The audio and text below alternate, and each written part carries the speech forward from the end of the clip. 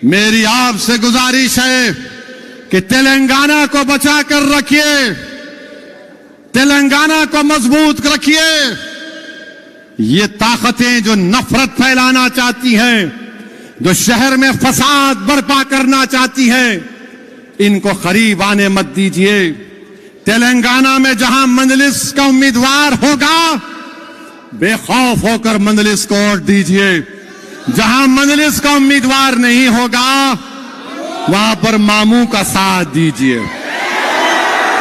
और डरने और घबराने की जरूरत नहीं है।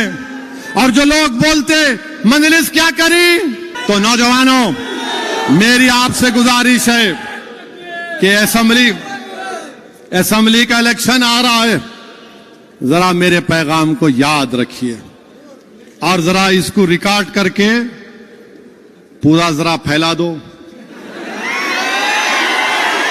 और कैसा फैलाना इसको?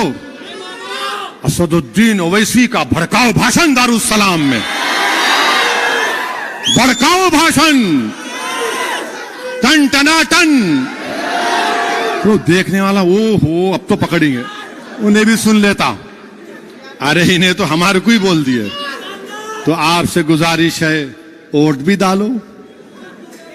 पोलिंग के दिन आप गायब रहते, यहां पे बड़े चीखा मार रहे। सुबह सुबह निकलो, वोट डालो, दबा के वोट डालो, पोलिंग परसेंटेज को बढ़ाओ। और यहां पे मंजलिस आपकी पार्टी है, मंजलिस किसको उम्मीदवार बनाती वो मत देखो आप। मैं भी कभी नहीं रहूंगा इस दुनिया में, मैं चले जाऊंगा, मगर तुमको अल्लाह उसके रसूल का वास्ता दे रहा हूं, तुम मंजलिस को मजबूत करना, तुम मंजलिस से वाबस्ता रहना।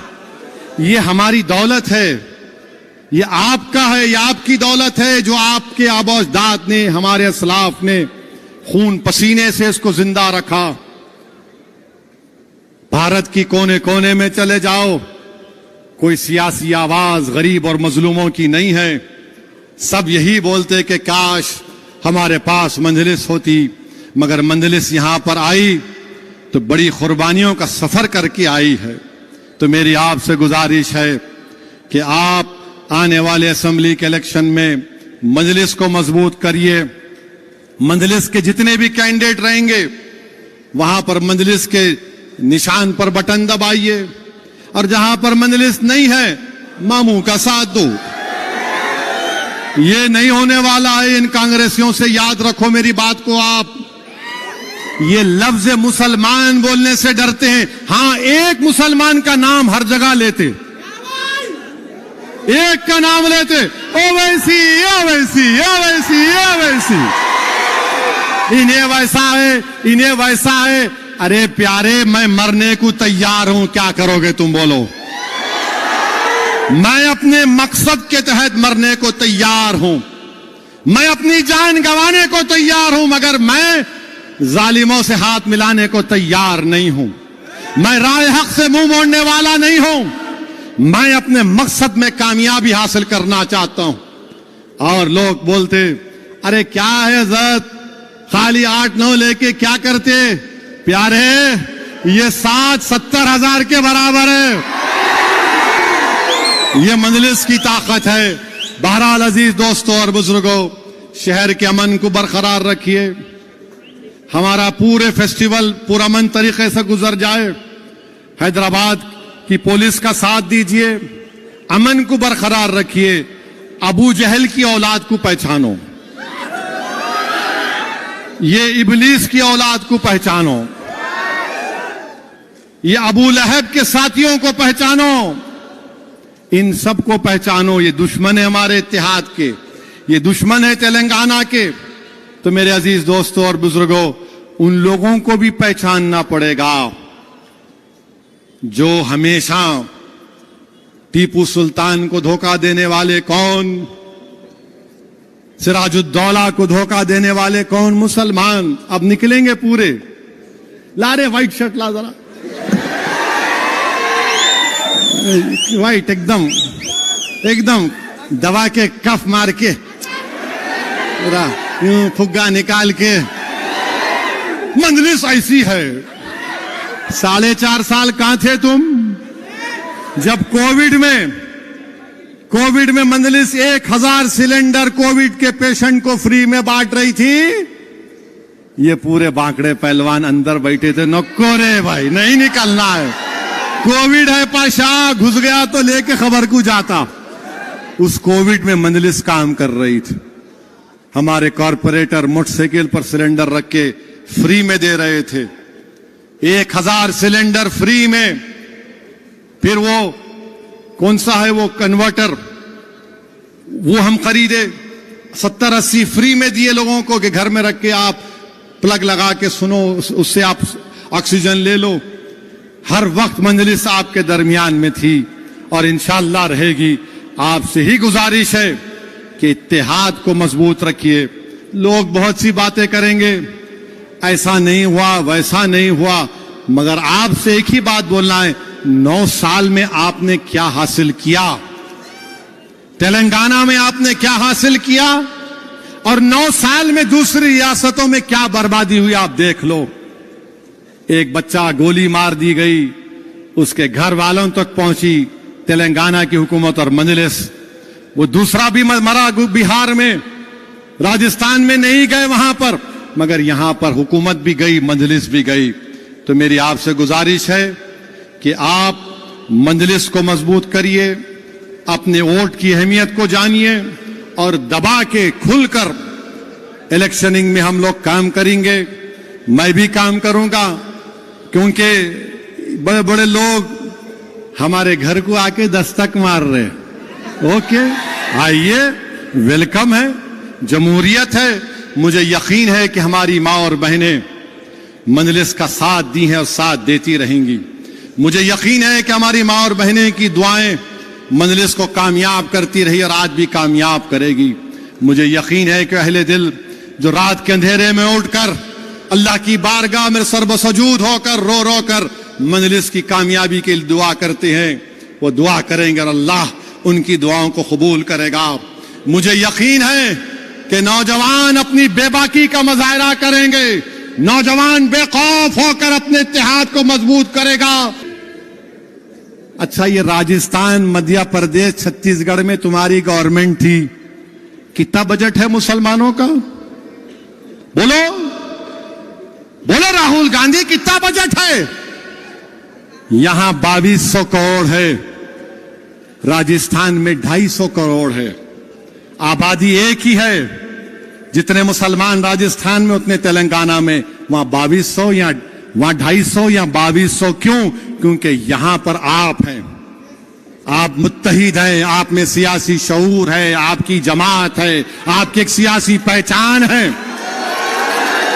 यहां पर शहीद की हुई मस्जिद को आपने बनाया, आपके इत्तेहाद से बनाया। क्या कांग्रेस ने बाबरी मस्जिद को बनाया? मेरे अजीज दोस्तों, बुजुर्गों, छत्तीसगढ़ में कांग्रेस की सरकार है।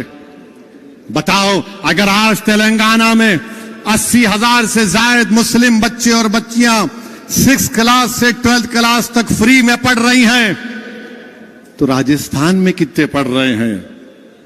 बताओ कितने पढ़ रहे हैं राजस्थान में? नहीं बताएंगे। नहीं, ओवैसी ऐसा है, इनसे सवाल करो कि तुमने मुसलमान का नाम नहीं लिया पार्लियामेंट में। ये कांग्रेसी ऐसे हैं, समाजवादी, लालू की पार्टी, अरे तुम लफ्ज मुसलमान का नाम लेने से डरते पार्लियामेंट में। मैंने खड़े होकर कहा कि मुसलमान खवातीन को, ओबीसी खवातीन को रिजर्वेशन मिलना चाहिए। मेरे अजीज दोस्तों और बुजुर्गों, हम खवातीन के खिलाफ नहीं हैं। हम कैसे खवातीन के खिलाफ हो सकते हैं? हमारे रसूल सल्लल्लाहु अलैहि वसल्लम, जिसकी हम उनकी उम्मत हैं, आका ने फरमाया कि मां के पैरों के नीचे जन्नत है। आका ने फरमाया कि तुम में सबसे बेहतरीन वो है जो घर वालों से अच्छा है। हम कैसे अपनी खवातीन के खिलाफ हो सकते हैं? ये लोग नहीं, आप खवातीन के खिलाफ है। अरे तुम खवातीन के खिलाफ भी हो और मुसलमानों के भी खिलाफ हो, तुम ओबीसी के भी खिलाफ हो, तुम मुसलमानों के भी खिलाफ हो। मेरे अजीज दोस्तों और बुजुर्गों, जब बात खवातीन की निकली तो अपनी माओं से अच्छा बर्ताव करो, अपने बाप से अच्छा बर्ताव करो, इज्जत करो अपने बाप की, अपनी मां को इज्जत करो। अल्लाह ने बाप की कसम खाई है, मां की शान रसूलुल्लाह सल्लल्लाहु अलैहि वसल्लम ने बयान की। क्या तुमको मालूम कि जब अल्लाह के रसूल सल्लल्लाहु अलैहि वसल्लम अपनी मां के खबर पर गए थे तो बैठकर रोए रसूलुल्लाह सल्लल्लाहु अलैहि वसल्लम, आंसुआ निकल गए अपनी मां को याद करते करते। मेरे अजीज दोस्तों और बुजुर्गों, अपने बाप की इज्जत करो, बाप को गले लगाओ, बाप के हाथ चूमो। मेरे एक दोस्त हैं, मुझसे कभी कभी आकर बोलते, अरे असद भाई आज हमारे बाप बड़ा मूड ऑफ था, उनका बहुत गुस्सा किए मेरे को।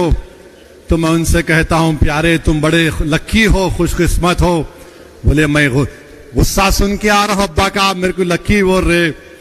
मैंने उससे कहा कि मेरे पास मेरा बाप नहीं है, मेरे पास मेरा बाप नहीं है, तुम्हारे पास तो तुम्हारा बाप है जो तुमको गुस्सा कर रहा है। मैं और अकबर तड़पते हैं सालार के लिए और इंशाअल्लाह ताला यकीनन हम रसूलुल्लाह सल्लल्लाहु अलैहि वसल्लम के साथ हशर के मैदान में सालार के साथ रहेंगे। मगर अपनी मां की इज्जत करो, खूब मोहब्बत करो अपनी अम्मा से। याद रखो, तुम मां बाप की इज्जत करोगे, अल्लाह तुम्हारे को दीन दुनिया में रोशन करेगा।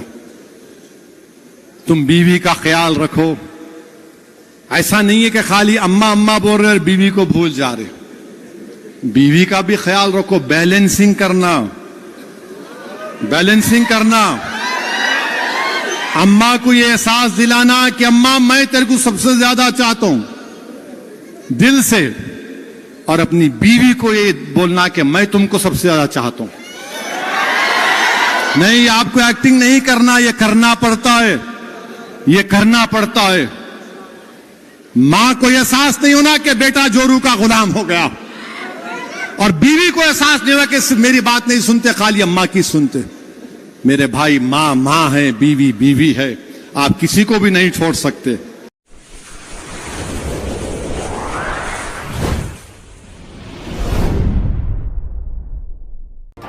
AHA न्यूज को लाइक करें, शेयर करें और सब्सक्राइब करना ना भूलें।